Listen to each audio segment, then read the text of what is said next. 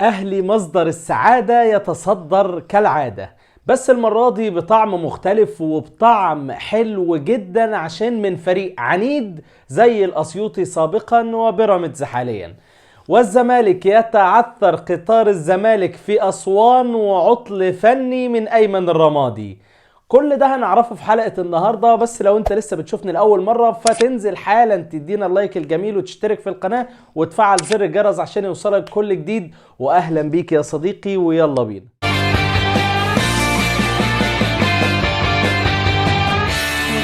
رغم المكسب في حاجات كتير قوي النهاردة كانت ملحوظة في المباراة، خصوصا ان النادي الاهلي كان داخل المباراة دي مفيش له حل غير المكسب، خصوصا ان النادي الاهلي كسب النهاردة بسبب اهم عامل وهو جمهوره اللي دايما في ظهره، جمهوره اللي ما ينفعش يروح زعلان، جمهوره اللي ما ينفعش يجي ويمشي زي ما بيقولوا كده قفاي قمر عيش، عشان الجمهور ده هو اللي اتحرق دمه بقاله كذا فترة بيتحرق دمه، فما ينفعش ان احنا نبدأ سنة جديدة واول مباراة في السنة الجديدة والا نكسب مباراة مهمة جدا وهي مباراة بيراميدز.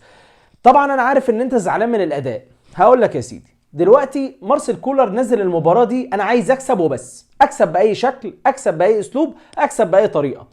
الراجل قدر ينفذ ده فعلا في ارض الملعب، ولكن انت عندك مشكلة رهيبة. المشكلة تكمن في جودة اللعيبة. طبعا احنا بدأنا المباراة كان الكورة سايبها مارسيل كولر لفريق بيراميدز، وانتوا معاكم الكورة وانا هدافع وهلعب على الهجمة المرتدة، وده اسلوب شفناه تقريبا برضو مع موسيماني زمان. ولكن يا ليت ليالي موسيماني ترجع تاني ويرجع امجاده من جديد، ولكن كولر ان شاء الله ممكن يودينا للحتت دي. بس احنا محتاجين ندعم الفريق بس وننفذ طلبات كولر اللي احنا قاعدين بنغني ونقول طلبات كولر لازم تتنفذ. الراجل عنده مشكلة في جودة اللعيبة، والمشكلة ديت انت ممكن تكون شفتها النهاردة بشكل كبير. يعني شفت الفرق اللي بين قفشة وبين عبد الله السعيد؟ عبد الله السعيد لو برجل واحدة قد قفشة 10 مرات، ده لا خلاف عليه. بتلاقي ان انت عندك دايما مشاكل في جودة اللاعب. تشوف حسين الشحات بطيء، رتمه تقيل. عمرو السولية كان محتاج راحة، لما خد الراحة ايوه فايق، بس محتاجين حد كمان، محتاجين تدعيمات. برونو سافيو النهاردة خارج التغطية تماما. طبعا هو طلع وهو مصاب، مش عارف بقى هو مثلا من اول المباراة كده، ولكن برونو سافيو افتكر كده بدايته اول ما جه الاهلي لا كان ظاهر وكان فارق وشكله كان حلو. بعد كده خلاص انضم للمجموعة اللي هي كيرفها قليل جدا وكيرفها ضعيف. بشوف ان عندنا في مشاكل، ايوه في مشاكل، ولكن في نفس الوقت في كمان عندك لعيبة رجع ليها الروح من تاني، وده اللي احنا عايزينه. لعيب زي محمد هاني، عارف ان انت عندك علامات استفهام كتير عليه، بس لا تنكر ان محمد هاني في ظل الظروف اللي انت احتجت له فيها بعد اصابه اكرم توفيق، الراجل بقى بيأدي المباراه دي والمباراه اللي فاتت باداء كويس. اي نعم عنده اخطاء كبيره، ولكن ممكن انها تتصلح لان انت ما عندكش غيره، ما عندكش حد يقوم بالمكان ده غيره، وخصوصا كمان انت عندك اكرم، عندك كريم فؤاد طلع النهارده مصاب. بس احنا لازم دلوقتي ان احنا ندعم الفريق بكل ما اوتينا من قوة، ولازم طلبات كولر تتنفذ واللي هو عايزه يتعمل، عشان فعلا احنا عندنا مشكلة كبيرة واضحة في الجودة بين فريقنا مثلا وبين الفرق التانية. كل المراكز عندك محتاجة انها تقف على ارض ثابتة. انت عندك مشكلة اساسا، انا مش عارف اللعيبة دي مثلا هي بتتدرب على ايه في التدريبات. يعني انا مش عارف هي بتتدرب على ايه قبل المباراة. يعني فين الرؤية الفنية الواضحة والصريحة اللي هم نازلين يطبقوها؟ فين شغل الراجل اللي هو متطبق في ارض الملعب غير القرارات بتاعته هو؟ القرارات بقى بتاعت اللعيبه اللي هي بتنفذ الكلام ده انا ما شفتوش في المباراه. ما شفتش. شايف ان مثلا قفشه بياخد طبعا الكوره ويلف بيها، انت اللاعب المفروض رمانه الميزان اللي اتحرك ليمين واتحرك لشمال. قفشه مستوى سيء جدا جدا جدا، بيقدم اوحش صوره لقفشه من ساعه ما دخل بوابه النادي. اليو ديانج، ايوه اليو ديانج قدم مباراه كويسه النهارده، ولكن برضه هو قطيع كويس، ولكن مش ديانج مثلا بتاع السنه اللي فاتت. ديانج بتاع السنه اللي فاتت احسن كتير قوي من دلوقتي. الخلل في جودة اللعيبة، وعايزين ديت نشوف لها حلول سريعة جدا جدا جدا في يناير. انت داخل على كاس عالم وداخلين على دوري ابطال افريقيا، محتاجين نرجع بهيبتنا تاني ونسيطر على افريقيا زي ما احنا متعودين. لان بالطريقة دي، لا احنا مش بالطريقة ديت، احنا اخرنا دوري وكاس وشكرا وشكرا، مش هنقدر نكمل. ونروح بقى للمباراة التانية، وهي مباراة الزمالك ومباراة أسوان اللي بجدارة وامتياز كسبها أيمن الرمادي المدير الفني لنادي أسوان. ونادي أسوان عنده جودة لعيبة حلوة جدا.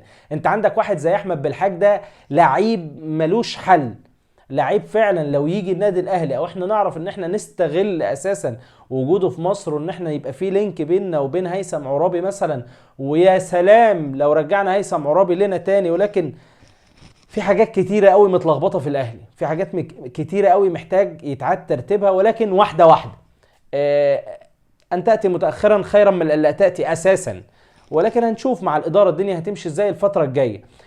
مباراة الزمالك خطاره وقف عند أسوان، السد المنيع. مش عارف فيريرا تقريبا كان في حاجة غلط النهاردة. مش فاهم ليه شيكابالا يبدأ المباراة. شيكابالا ده أساسا اللعيب اللي انت بتنزله في آخر تلت ساعة عشان ممكن يعمل لك فرصة حلوة، ممكن يجيب لك جول، ممكن مش فاهم ليه انت ملعب شيكابالا في الاول. الشيكابالا اصلا مش هيقدر يديك اكتر من شوط.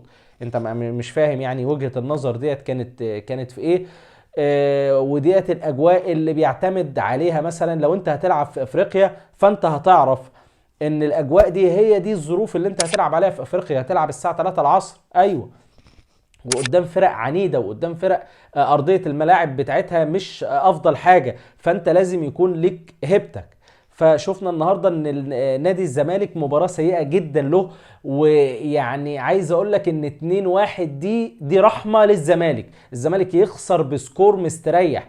غير طبعا ان في جونين ما اتحسبوش، غير ان مش عارف في كور كتيره في العارضه، لا مش عارف هجمات كلها خطيرة على نادي الزمالك. نادي الزمالك النهاردة بيقدم مباراة من أوحش المباريات اللي بيقدمها نادي الزمالك بقاله فترة. ما قدمش مباراة بالسوء ده، فلازم إعادة تدوير كده عشان الأمور تمشي بأحسن حال.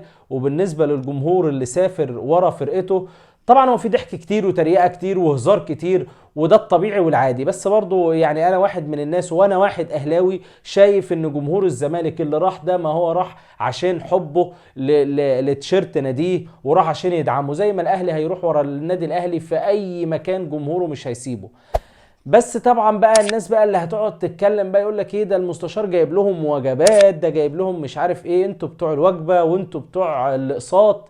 كل دي في سبيل الهزار والدعابة حلوة، لكن توصل لحد قلة الأدب أعتقد دي مش مسموح بيه، ومحدش يقبل كده. يعني أصل أنا صاحبي زملكاوي، وزي ما أنت صاحبك أهلاوي، زي ما ده صاحبه، كلنا في النهاية بنسيء لبعض بشكل مش مقبول ومحدش هيقبله. يعني آخر حاجة بالنسبة للصفقات، والكلام كتير قوي عن الأهلي وعن الزمالك الفترة دي، وكل يوم والتاني بنشوف اخبار شكل، وكل يوم والتاني بيحصل متغيرات. زي ما قلنا، هو النادي الاهلي ما فيش غير محمد كريستو اللي ثابتين عليه. خالد عبد الفتاح في الرتوش الاخيره باقيله شويه، هنشوف. بالنسبه لنادي الزمالك، سامعين ان في برضو شويه تدعيمات هيكونوا في نادي الزمالك، ولكن نادي الزمالك محتاج الاول، يعني محتاجين توضيح، وجمهور نادي الزمالك محتاج يفهم. اكينولا، زكريا الوردي، الصفقات الكتيره اللي جت نادي الزمالك، وانا شايف انها ما ادتش المردود الطيب. فيعني نادي الزمالك بيمر بازمه ماديه، نادي الزمالك عنده شويه برضو مشاكل زيه زي النادي الاهلي، حاله من حال النادي الاهلي. الكلام ده كله محتاج ان هو يتظبط، عشان فعلا احنا ما عندناش جوده لعيبه نوديها تلعب لمنتخب مصر وباسم منتخب مصر الا لعيبه قليله جدا. زي ما انت شفت مثلا، انت عندك المغرب في كاس العالم، شوف مثلا اللعيبه المحليه اللي كانت بتلعب في كاس العالم مع المغرب، جوده بعيده خالص عن جودتنا في مصر خالص. يعني انت لو جيت تبص كده في الدوري المصري مش هتطلع لك 10 15 لاعب، ودي مصيبه. يعني دي مصيبه، ده بيدل على ان الدوري بتاعنا دوري على قده خالص، واللعيبه اللي فيه فعلا نصهم ما بيعرفوش يلعبوا كوره، نصهم بس يعني هم شغالين عشان يحرقوا دمنا، هم بيلعبوا عشان يحرقوا دمنا بس، مش اكتر. ودي كانت كل وجهة نظري عن أحداث المباراتين، سواء مباراة الزمالك وأسوان، وفوز مهم جدا لأسوان وفوز مهم جدا برضو للنادي الأهلي اللي بيعتلي جدول الدوري برصيد 27 نقطة بفارق 3 نقاط عن نادي الزمالك اللي في المركز الثاني، وبعديهم فيوتشر وبعديهم بيراميدز. وبس يا صاحبي، كانت دي كل حلقتنا النهارده، فما تنساش انت الداعم الوحيد ليا، فادينا اللايك الجميل وتدينا السبسكرايب لو انت لسه جديد في القناه، وتصلي على النبي، واشوفك في حلقه جديده، وسلام.